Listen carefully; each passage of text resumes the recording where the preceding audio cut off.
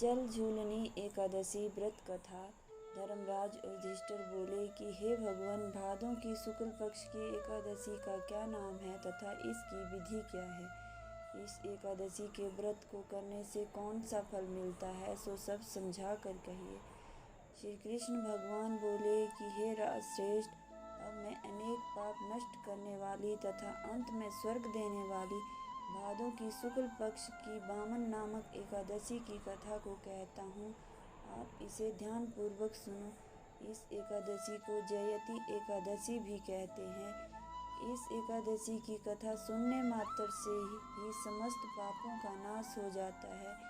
इसी एकादशी के व्रत का फल वाजपेयी यज्ञ के फल से भी अधिक है। इस जयति एकादशी की कथा से नीच पापियों का उद्धार हो जाता है। यदि कोई धर्मपरायण मनुष्य एकादशी के दिन मेरी पूजा करता है तो मैं उसको संसार की पूजा का फल देता हूँ।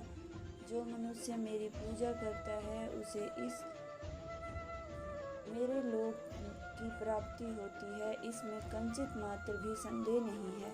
जो मनुष्य इस एकादशी के दिन श्री वामन भगवान की पूजा करता है वह तीनों देवता अर्थात ब्रह्मा विष्णु महेश की पूजा करता है। जो मनुष्य इस एकादशी का व्रत करते हैं उन्हें इस संसार में कुछ भी करना शेष नहीं रहता।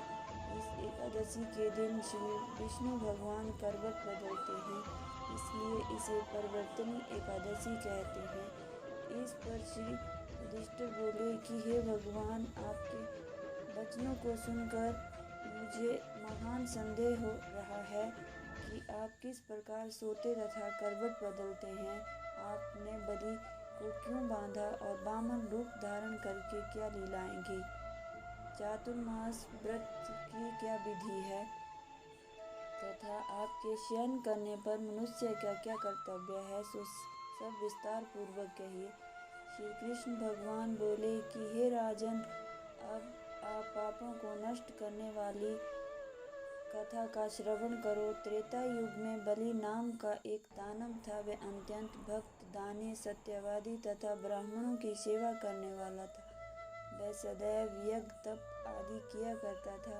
वह अपनी भक्ति के प्रभाव से स्वर्ग में इंद्र के स्थान पर राज्य करने लगा। इंद्र तथा अन्य देवता इस बात को सहन न कर सके और भगवान के पास जाकर प्रार्थना करने लगे। अंत में भगवान ने वामन रूप धारण किया। मैंने भगवान तेजस्वी ब्राह्मण बालक के रूप में राजा बलि को जीता। उस पर राजा युधिष्ठिर बोले कि हे भगवान, आपने वामन रूप धारण करके उस बलि को किस प्रकार जीता, सो सब विस्तार पूर्वक समझाइए। श्री कृष्ण भगवान बोले, हे राजन, मैंने वामन का रूप धारण करके राजा बलि से याचना की कि हे राजन, तुम मुझे 3 पैर भूमि दे दो, इससे तुम्हारे लिए 3 लोकों का दान फल प्राप्त होगा। राजा बलि ने इस छोटी सी याचना को स्वीकार कर लिया और भूमि देने को तैयार हो गया। तब मैंने अपने आकार को बढ़ाया और भूलोक में पैर, भुवन लोक में जंघा, स्वर्ग लोक में कमर, महिलोक में पेट, जनलोक में हृदय, तपत लोक में कंठ और सत्यलोक में मुख रखकर अपने सिर को ऊंचा उठा लिया। उस समय सूर्य, नक्षत्र, इंद्र तथा अन्य देवता मेरी स्तुति करने लगे। उस समय मैंने राजा बलि को पकड़ा और पूछा, हे राजन, अब मैं तीसरा पैर कहाँ रखूं। इतना सुनकर राजा बलि ने अपना सिर नीचा कर लिया। उस सिर पर मैंने अपना तीसरा पैर रख दिया और वह भक्त दानव पाताल को चला गया।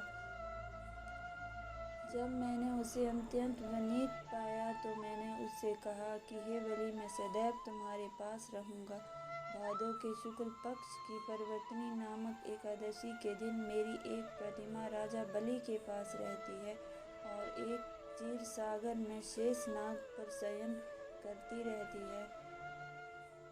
उस एकादशी को विष्णु भगवान सोते हुए करवट बदलते हैं। इस दिन त्रिलोकी के नाथ श्री विष्णु की पूजा की जाती है। इसमें चावल और दही सहित चांदी का दान दिया जाता है। इस दिन रात्रि को जागरण करना चाहिए। इस प्रकार व्रत करने से मनुष्य समस्त पापों से मुक्त होकर स्वर्गलोक को जाता है। वह स्वर्गलोक में जाकर चंद्रमा के समान सदैव प्रकाशित होते रहते हैं। उनको इस लोक तथा परलोक दोनों में यश मिलता है।